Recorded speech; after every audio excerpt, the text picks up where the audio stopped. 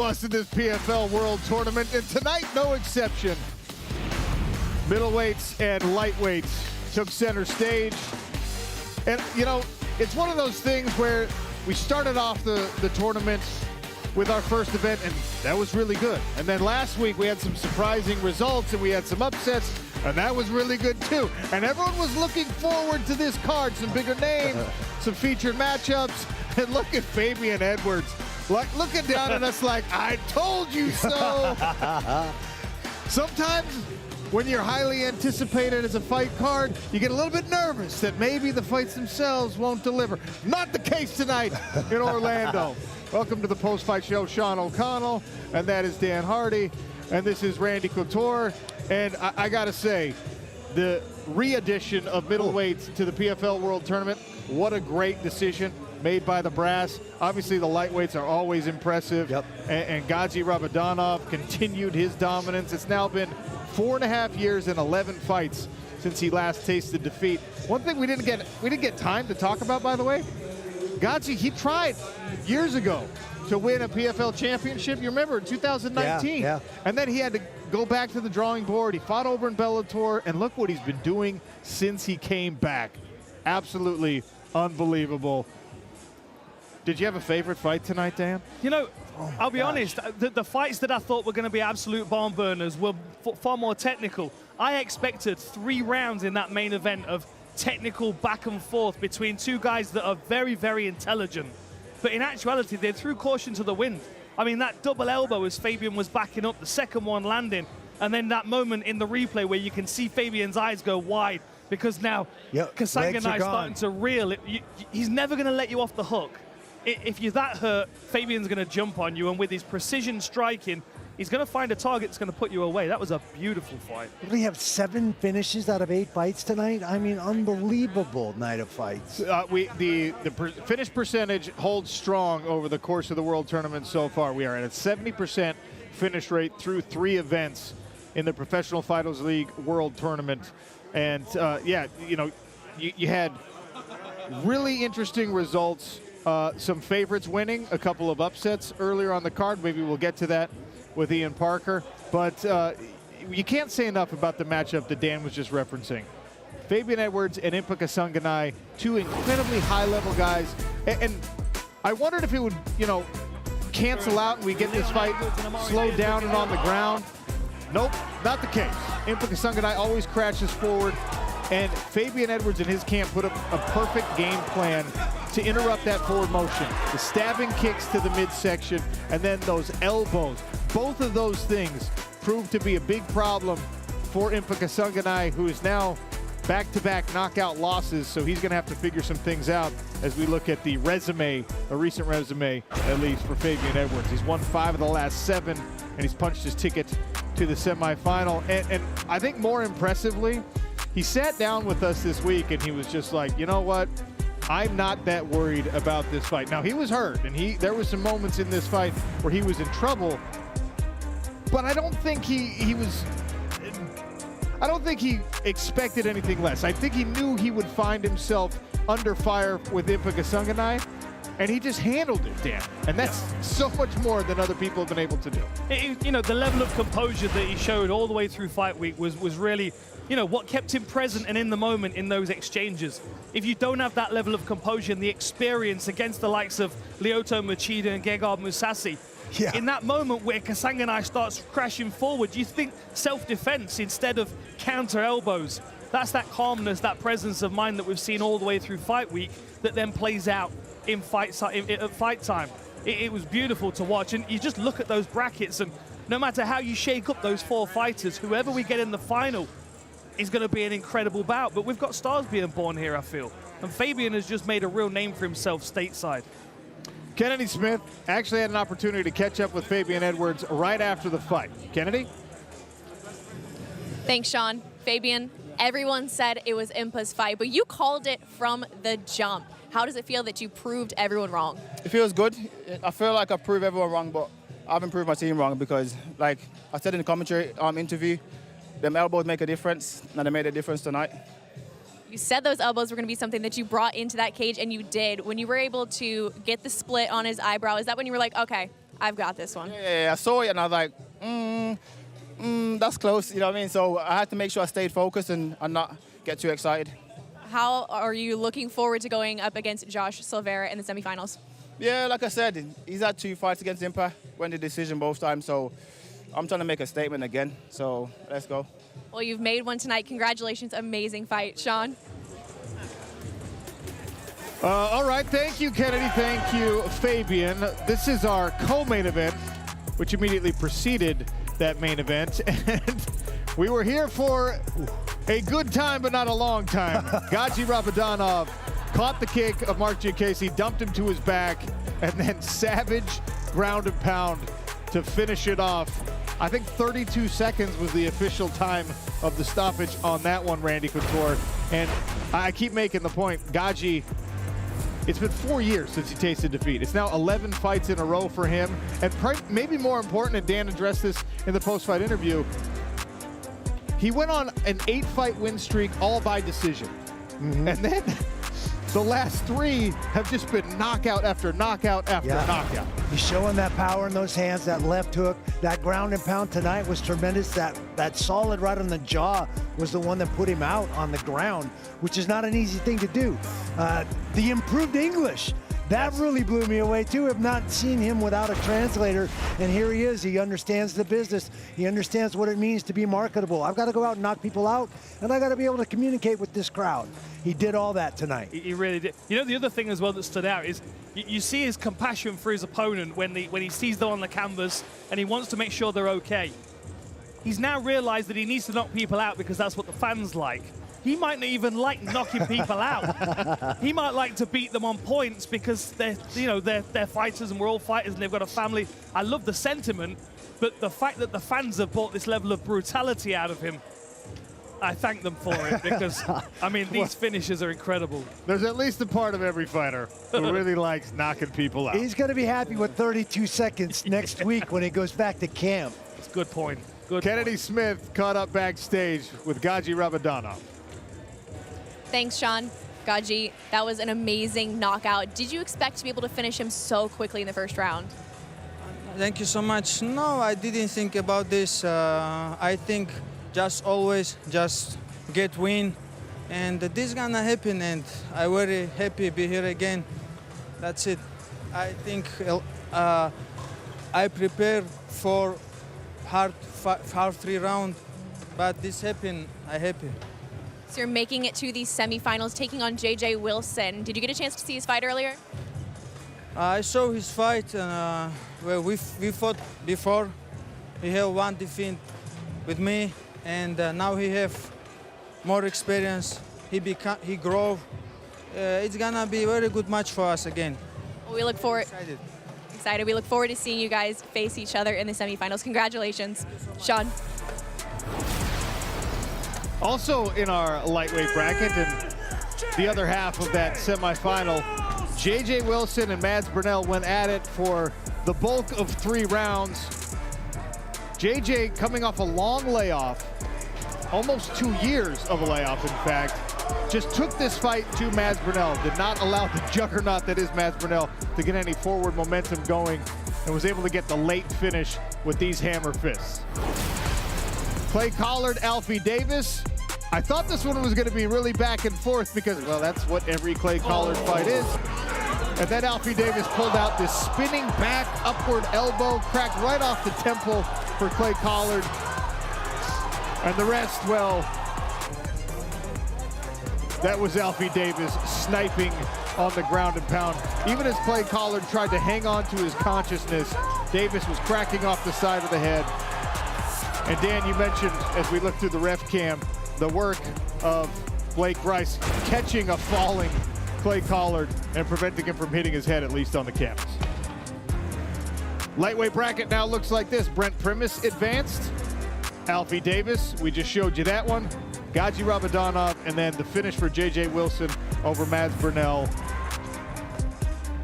Guys, maybe I'm taking the low-hanging fruit, but again, no matter what happens at lightweight, that's going to be a fun final. What a bracket. How about Dalton Rasta? Yes, Fabian Edwards made a big statement tonight, but Dalton Rasta over Sada Boussi, the big overhand right, Randy, and then the ground exchanges that ended in an anaconda squeeze and a big finish for Dalton Rasta. Very slick, very tenacious, stayed after Sadabu, didn't let him breathe, stayed right in the pocket, landed that overhand right, got right to that Darce choke, and did a great job of finishing. The confidence he's exuded all week is going to carry him through the rest of this bracket. You know, it's almost like looking in the mirror sometimes when I see the physique of Dalton Rasta. He improves to 10-1 as a pro, and maybe more important for him, he now has an opportunity to avenge his only career loss because his semifinal opponent is Aaron Jeffrey. Dalton Rasta also had a chat with Kennedy Smith.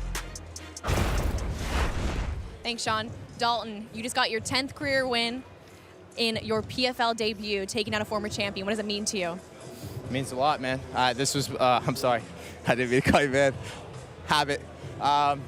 It means a lot. You know, he was a great opponent. I'm proud of myself because, you know, he's honestly one of the best strikers on the planet. And I went out there and I actually outstruck him. Out-clinched him, out-grappled him, and I got the finish. It was my first finish in a few fights. And to have my toughest test up to this point and be able to finish him and dominate him like the way I did, I'm proud of myself. Looking forward to getting a rematch with Aaron? Yes, yes. I've been waiting for that one for a long time. I was trying to get the rematch immediately after. I won one fight against Norbert Navenu, was calling for it after that. Didn't get it, but now the stars aligned. We're in the tournament format, and we're going to get to fight each other next round, and I can't wait. You're going to get it now. Congratulations, Sean. Thanks to Dalton, thanks to Kennedy.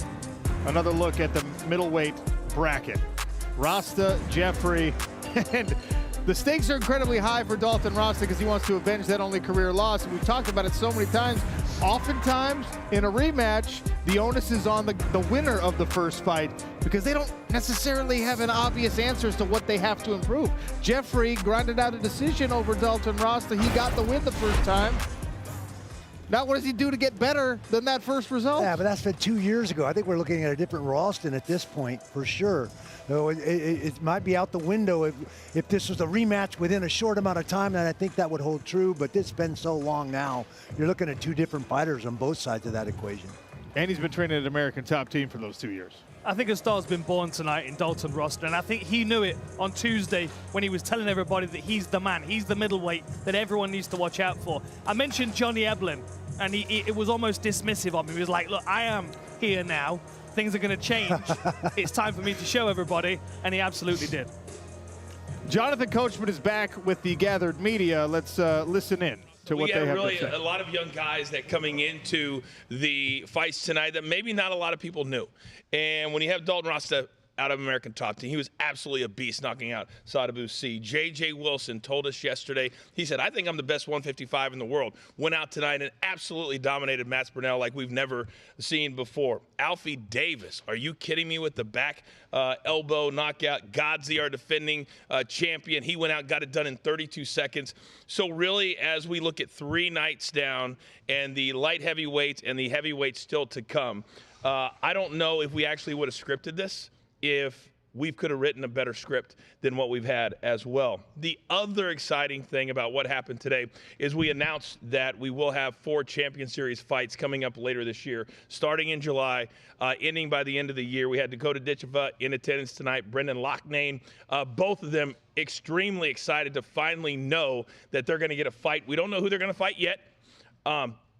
But Dakota Ditcheva will fight. She wants to fight a couple different times here in 2025. So as soon as we have her opponent, you guys will absolutely know that. So also at our main event, Fabian Edwards knocks out our former champion, Impa Kasanganay. So obviously a great night for the PFL, a great night for the fighters, the middleweights and the lightweights. And with that, I'll go ahead and open up to some questions. Hi, Elle Dawson with Fight Bananas. Hi, Elle. So you mentioned Fabian Edwards, you mentioned Dalton Rasta. I believe both these fighters opened up as underdogs originally with the odds makers. Do you feel like some of these Bellator fighters that came over maybe were a little disrespected by the odds makers because they hadn't been seen yet in the tournament? clearly you watched Betting the PFL with the coach and Ian Parker this week, because that's exactly what we talked about. Here's the thing. Whenever you're coming over and you're kind of merging two companies together with Bellator and PFL, you're going to have some odds that are just off. And that's kind of what betting is all about, is trying to find a number. And that's why Ian Parker's the best in the business. You find guys, he knows exactly what they're going to do, how they're going to get it done. So we hit tonight, just Ian on the show, a long shot parlay, first 3 fights, and a Parker's parlay, because he understood they were disrespected by the numbers. And I said in these interviews, I come in early every single week, and everybody that won tonight told me I'm being completely disrespected. And it wasn't just talk. They went out and got it done, which is absolutely fantastic. So 100%. With that being said, some of these guys who have lost in the first round, like Sadibou Sy, are fantastic fighters that I think people would like to see more of. Last year, they had guaranteed 2 fights with the point system. With this new layout, do you expect to see some of these guys maybe come back to fill some of these cards later on in the season? Yeah, one thing we're not going to do is have a 4-fight card. So when we get to June, whether it's Wichita, Nashville, and I can't remember, Chicago, I think, absolutely, 100%. That's why you've never heard this guy say, well, their year is over. Their season's over. Their tournament's over. But certainly they're not done fighting. And if they want to fight a couple more times, we got June. And then if they don't take a lot of damage, they potentially could come back in August. So 1,000%. Hopefully, a lot of the fighters who lost tonight don't think that their year is over, because certainly they are not. You mentioned that 6 finishes tonight, 17 finishes this season. Incredible numbers. Next week, we have the heavyweights coming in, 205. Do you expect the trend to continue? I certainly hope so. I sat down with Phil Davis this week, and he's very, very excited. And he's one voice that he's noticed all the finishes from the weeks before. And here's, when you're talking about fighters and competitors, the one thing they want to do is outdo the groups ahead of them. And so I think that's what you've seen. You've seen week 1, then week 2 got better. Then tonight was absolutely phenomenal. So the one thing about heavyweights that everybody knows is that it takes one shot and it's over. And this is a group of 8 fighters in the heavyweight division that I think is going to shock you about how good they are. And just like tonight, you're going to see names that before the fight start, you're going to say, who's that? And then after they're done, you're going to say, oh, I know who that is now. It's going to be awesome. Last one for me. Yep. We saw Fabian Edwards doing some beautiful work with his short elbows on the feet. J.J. Wilson, some nasty elbows with the ground and pound. Do you feel like PFL maybe is a little regretful that they didn't bring the elbows into the tournament sooner? 1,000%. I don't care what Don Davis or anybody else says. You heard Fabian Edwards tonight. He said we should have done this a long time ago. And I like the fact that clearly every single team that the fighters are training with, they're training with the elbows. We saw tonight, one knockout that started with an elbow, and then just so many roundhouse elbows and using them in the clinch. So I think it's one of the best decisions the PFL has ever made. And the one thing you can't do is sit there and go, we didn't do this. You make a decision, you move on. If it works, great. The elbows clearly work. We'll keep doing it, and we'll make other adjustments too. Awesome. Thank you so much. Thank you, Al. Appreciate it. Jonathan Ronald, Count 5 Bananas. What's up, man? How you doing? Good. You talked about last week the star-making performances about some of the fighters. Who do you think tonight had that star-making performance? Well, I'm going to start right there at the top. Rosta, when you tell the world before you fight you're the best in the world, and then you go out there and you dominate a fighter like Sadibou Sy, who's very unorthodox, tall, kickboxer, you got to really kind of plan for a lot of things. He smothered him. And here's the thing about fighters is that a lot of them just want an opportunity. And I saw 3 or 4 different voices out there tonight said, listen, I just want this opportunity. What about Alfie Davis? This is a guy, he goes in there and he knocks out Clay Collard. He said, I've been waiting for this for years and years and years for the opportunity. So when I look down, Rosta, J.J. Wilson, Alfie Davis, Godzi's already kind of a star. Fabian Edwards is now a star to the PFL audience. I think tonight, every single fighter on the main card became a household name. Now, like I told you last week, whose job is it to now raise their level in the next 2 months? It's their job. No, it's our job. They go and rest up, then we push them to the moon. That's exactly what we're going to do. Now, you talked about the fighters just getting the opportunity to continue to build those names in the shoulder programming. Do you guys have, what are some of the other things you want to add on to PFL Origins to continue with things like that? So PFL Origins is, let me start with this. Universal Studios, big thanks to Coach. Universal Studios has hosted our PFL World Tournament here in 2025. A little blood on the canvas there. That's poetic after an incredible night of fights. And we have one more event in Orlando in first round action before we get to semifinal events in June. It'll be light heavyweights, everyone's favorite weight class, and heavyweights coming up. Razor Rob Wilkinson, a $1 million championship in our 2022 season. And yet he still thinks he's not getting the respect he deserves.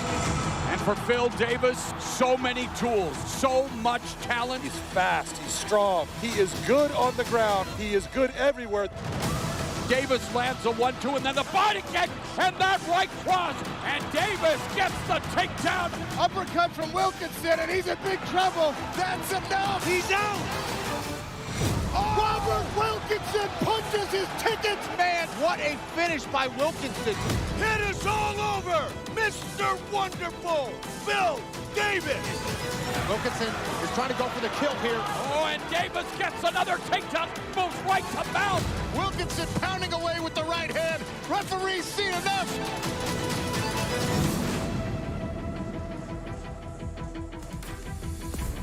Next Thursday, that is May 1st, 10 o'clock Eastern on ESPN2 and ESPN Plus. Light heavyweights and heavyweights in first round action. Phil Davis, Rob Wilkinson, former Bellator champion versus former PFL champion. We're joined now by Mr. Wonderful Phil Davis. Phil, welcome to the show. Champ versus champ, Bellator champ, yourself, former PFL champ in Rob Wilkinson, and a main event as you make your PFL debut in the World Tournament format. You like the stage that has been set here for you in your first go in the Smart Cage? Yeah, the fights tonight were exciting. They were electric.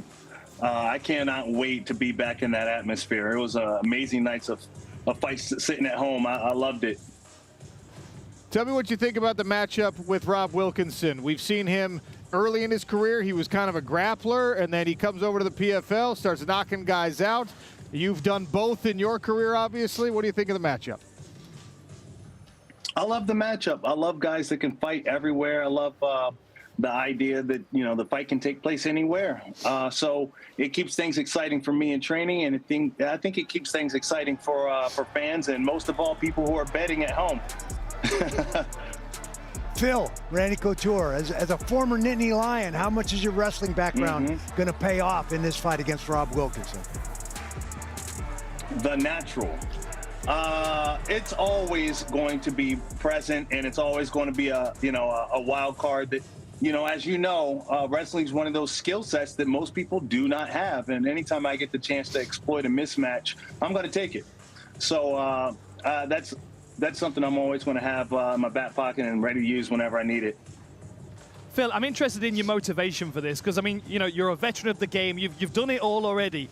So is the fact that this is a tournament and a kind of a fresh cage, a fresh stage and a new set of opponents, does that kind of remotivate? I mean, we talked to Liz Carmouche the other week, and she's making a bucket list of finishers. Talk to me about what it's like to be like at this stage of your career where you've already achieved so much, but you have a new ground to step into, and your motivation for it. You know, honestly, I like to keep things very intrinsic. I love to compete, and I never really lost that drive just to compete. And I enjoy what I'm doing. I enjoy fighting. I enjoy training. Most of what I do is training, as you gentlemen know very well. It's a lot of training and a lot of laundry, and I love that. So I'm entirely focused just on just continuing to see what I'm capable of. Continuing to put on great performances. I wish I was so advanced as Liz Carmouche to have a list of finishes that I'd love to see. But truthfully, I just love just getting another W in the win column. Phil, you mentioned the finishes. We've had a bunch of finishes in every weight class, every event so far, and I know you're always looking for finishes, but do you think that these heavyweights and light heavyweights are feeling the pressure because of what everyone's done already to kind of keep that pace? You know, I would automatically say no to that question, but I tell you what, tonight's fights were so exciting pretty much every fight was was it every fight? On the Was main card, fight a every finish? fight was a finish, yes. Incredible. Yeah, no, that's a lot of excitement to keep pace with. And, the heavyweights and the light heavyweights usually bring a lot of power, and they also bring a lot of speed and power. So I suspect we'll see some knockouts. I think we can hold our own. Do you have a prediction for the main event against Rob Wilkinson? I don't like to predict how things go, just because I think that makes a blind spot towards, what's actually available. If I say I'm going to knock him out, I can miss plenty of takedowns and submissions. I just like to get in there, find the mismatch, find out where I'm better, and then just pull that thread until there's nothing left. Phil, we're looking forward to calling your PFL debut. Thanks for being with us tonight on the post-fight show. We'll see you next week. My man, thank you guys for having me. The Natural, the Wolf, I'm out. Phil Davis, Mr. Wonderful. All right, let's get Ian Parker Come involved. on, the duck. I'm duck. gonna switch. I'm gonna skip Perhaps underneath. quacking, doing a little. There we go. Man's making the money today. Thanks. Dress this court up a little bit. Appreciate that. How'd you do tonight?